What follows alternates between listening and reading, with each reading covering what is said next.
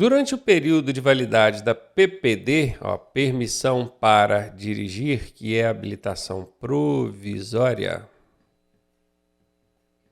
qual tipo de infração o condutor não pode cometer a fim de obter a CNH, que é a Carteira Nacional de Habilitação, a definitiva?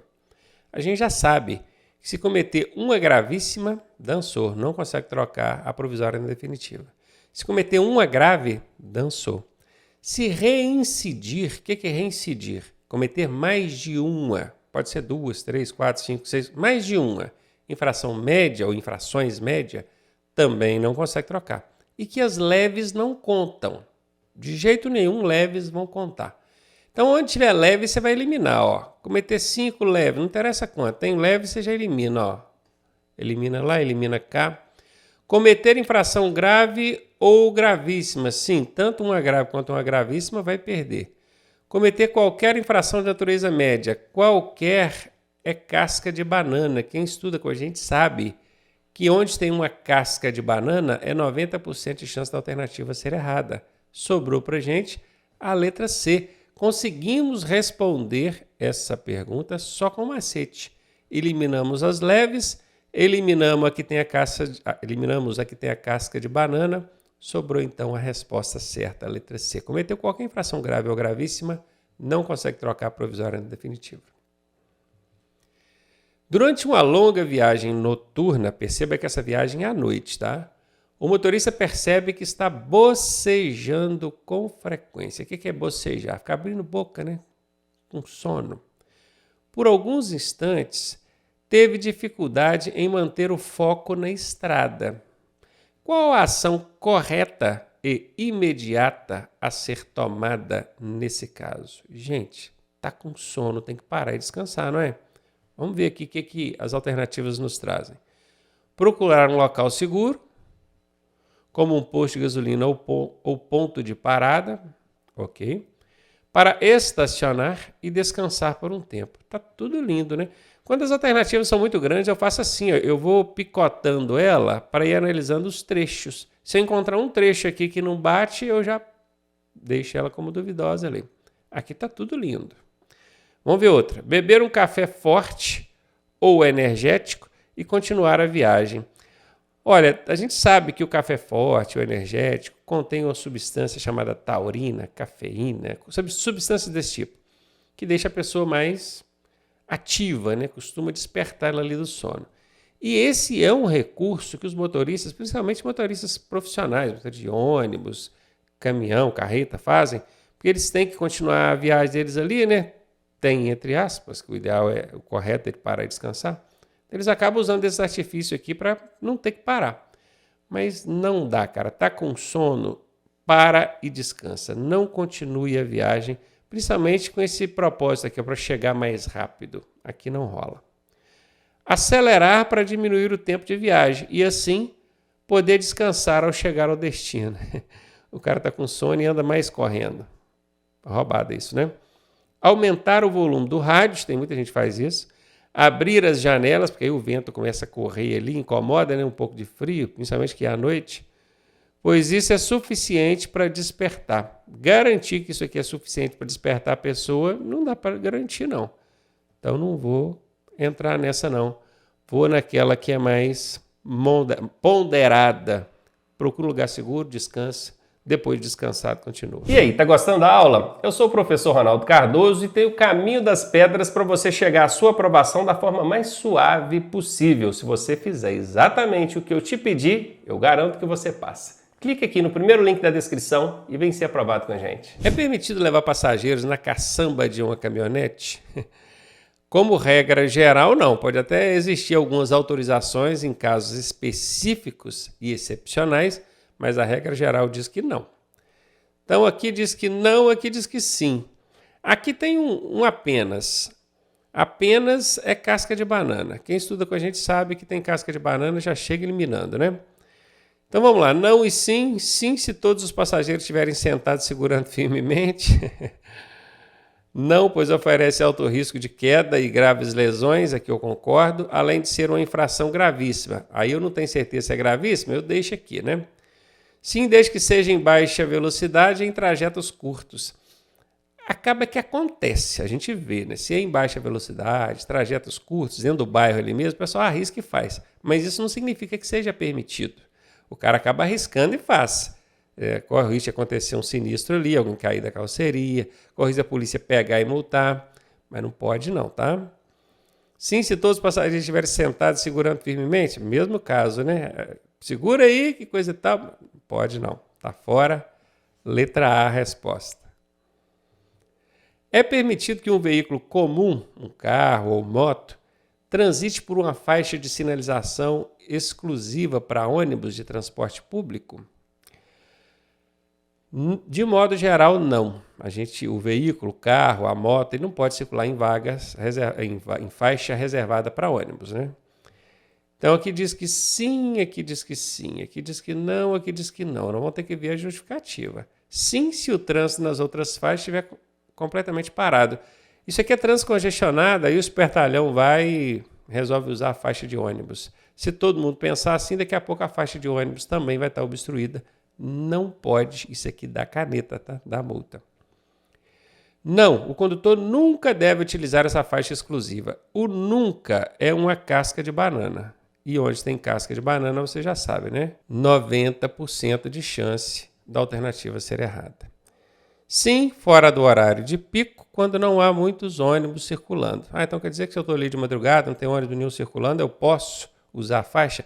Olha, preste atenção, porque nessas faixas exclusivas costuma ter placas penduradas sobre elas ali, dizendo sobre os dias e horários que não pode usar essa faixa. E, obviamente, se tem a placa lá dizendo que é de segunda a sexta, de 6 da manhã às 11 da noite, fora desse horário poderia, mas só se tiver a placa. Então, a placa é que abre a exceção. De um modo geral, você não pode circular na faixa de ônibus, não. E aqui diz que não, a menos que seja por poucos metros, logo antes de realizar uma conversão. E aí é verdade, porque tem uma entrada à direita. Para você virar à direita, você não pode chegar em cima da entrada e virar. Você tem que já vir deslocando para a direita. Só que a faixa da direita é exclusiva de ônibus. Então, quando estiver faltando ali uns 20, 30 metros, que já é bem pertinho da esquina, você dá seta, entra nessa faixa e vai. Se você observar, você vai ver que a linha que divide a faixa de ônibus naquele trecho próximo da esquina, ela fica até pontilhada assim, ó. Ela vinha contínua toda a vida, chegando na esquina ela fica pontilhada, justamente para permitir que você use aquele trecho ali, tá? Então aqui, sim, essa está correta. Não pode transitar na faixa de ônibus, mas se for por poucos metros antes, logo antes de realizar uma conversão, aí não tem problema, não dá multa. Em um cruzamento não sinalizado entre duas vias de mesmo porte, quando fala duas vias de mesmo porte, está dizendo uma rua cruzando com outra rua, ou uma avenida cruzando com outra avenida. Qual veículo tem a preferência, hein? O veículo que for maior e mais pesado. Nunca existiu essa regra, tá? A regra de preferência é quem está na rodovia, quem está na rotatória ou quem vem pela direita. São essas três. Se aqui não está falando de rodovia nem rotatória, está falando de vias do mesmo porte, vai ser quem vem pela direita. Então aqui está fora. O veículo que chegar primeiro não é, principalmente se tivesse buzinar aqui, porque o buzinar também é uma casca de banana. Ambos os veículos têm a mesma preferência. Quer dizer que os dois têm preferência? Se os dois forem seguir, não vai colidir, não vai ter uma batida ali, não. Eles devem decidir ali entre eles, na hora, deve ser no par ou ímpar, né? Quem passa primeiro, através de gestos, né? A gente vê muito isso no trânsito mesmo. Não vai você, mas não é assim não, tá? O veículo que estiver vindo pelo lado direito. Essa é a resposta. D de dado. Em um sinistro sem vítimas, lembrando que sinistro é a maneira que o Código de Trânsito Brasileiro trata os acidentes de trânsito, veja que aqui não tem vítima, sem vítima. Só dano material mesmo, só arranhou, amassou carro. Onde os veículos obstruem o trânsito. Os veículos estão ali parados no meio da pista, congestionando o trânsito todo. Qual é a ação prioritária? A ação prioritária que você tem que fazer primeiro, que os condutores devem tomar após garantirem a própria segurança. Aguardar a chegada da autoridade policial para registrar a ocorrência antes de mover os veículos. Tem muita gente que faz isso. Aliás, a maioria, Quase todo mundo faz isso. Você não pode deixar os veículos atrapalhando a fluidez do trânsito porque você acha que a polícia vai chegar, vai fazer a ocorrência, vai tomar nota de tudo e isso pode te favorecer depois. Não pode. O interesse coletivo prevalece sobre o interesse individual. A polícia pode, inclusive, chegar ali, multar os veículos porque estão no meio da via obstruindo o trânsito e chamar um guincho e mandar levar para o pátio.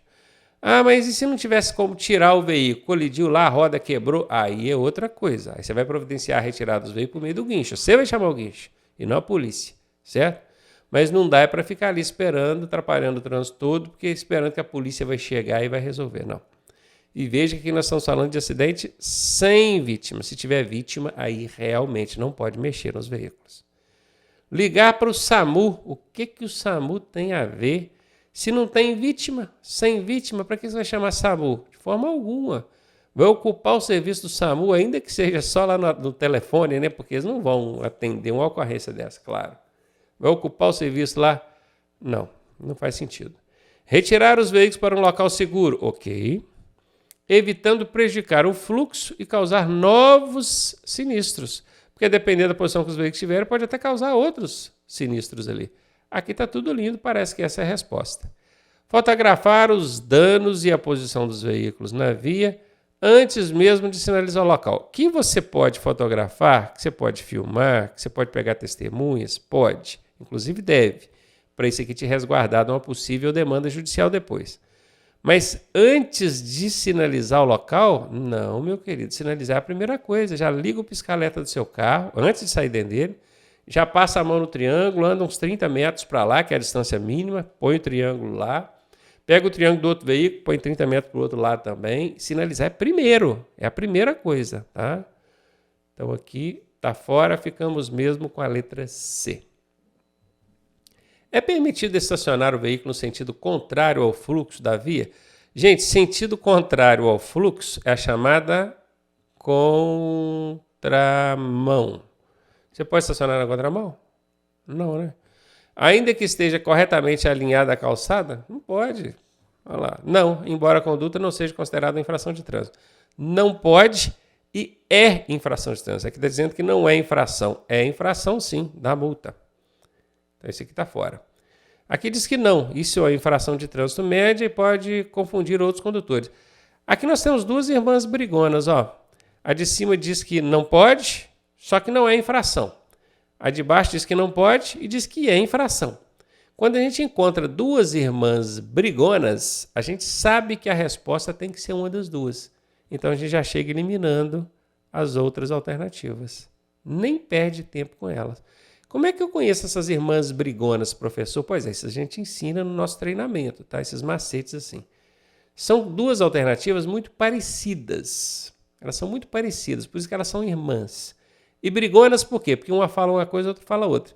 Quando você perceber que tem duas irmãs brigonas numa questão, você já elimina as outras alternativas e já sabe, a resposta tem que ser uma das duas aqui. Como eu já tinha eliminado a letra A, sobrou para nós mesmos a letra B de bola. Joana teve uma discussão estressante no trabalho e, ao entrar no carro para voltar para casa, ela estava com muita raiva. No trânsito, outro motorista deu uma fechada na Joana, fechou o carro dela. Essa Joana é uma pessoa qualquer, um personagem inventado aqui só para dar sentido à história, tá? Qual é a atitude mais segura e responsável que Joana pode tomar nessa situação? Dirigir com raiva? Tomou uma fechada? Olha o problema. Acelerar para alcançar o outro veículo e buzinar para expressar sua indignação. Buzina também é casca de banana. Eu incluí buzinar, buzina, entre as cascas de banana. Então apareceu, você já sabe, é 90% de chance de ser errada. Anotar a placa do outro carro para registrar uma queixa formal contra o motorista depois. Queixa é coisa que a gente faz quando acontece um crime. Nem que fosse uma infração de trânsito, resolveria. Porque um policial, por exemplo, não pode aplicar uma multa a alguém ou lavrar uma auto-infração para que ele virou uma multa com base em fotografia, vídeo ou denúncia ou testemunho de terceiro. Não pode. Ele só pode autuar quando ele vê a situação. Então, besteira, não adianta anotar placa para dar queixa, nem nada disso, aqui não existe. Ligar para um colega para desabafar sobre a discussão e sobre o motorista que a fechou. Olha, se for esse ligar enquanto dirige, aí definitivamente não pode. Agora, se ela estaciona o carro e vai ligar para dar uma desabafada, uma desestressada, aí não vejo problema. Como aqui não especificou, vou deixar em aberto. Vamos ver a última aqui. Respirar fundo algumas vezes. Respirar fundo é sempre bom para passar raiva, né? Reconhecer que está com raiva e focar em dirigir com calma. Isso aqui também é uma boa ideia. Gente, hoje eu estou com raiva, não vou entrar nessa provocação, não. Boa ideia. Para chegar em casa com segurança. Também está lindo. Entre a C, que eu tinha ficado meio lá, meio cá, e a D, que não me deixou nenhuma dúvida, nós vamos na D, né? Na sinalização horizontal é aquela que vem em forma de pintura no pavimento, no asfalto, no chão. Não esqueça disso. O que linhas contínuas amarelas pintadas no centro da pista indicam? Linhas contínuas amarelas no centro da pista. Conseguiu identificar? Você está lá numa rodovia, no meio da rodovia, dividindo o fluxo ali de veículos, tem linhas contínuas, porque a gente tem linhas pontilhadas e tem linhas contínuas. E elas são de cor amarela. O que isso indica, hein?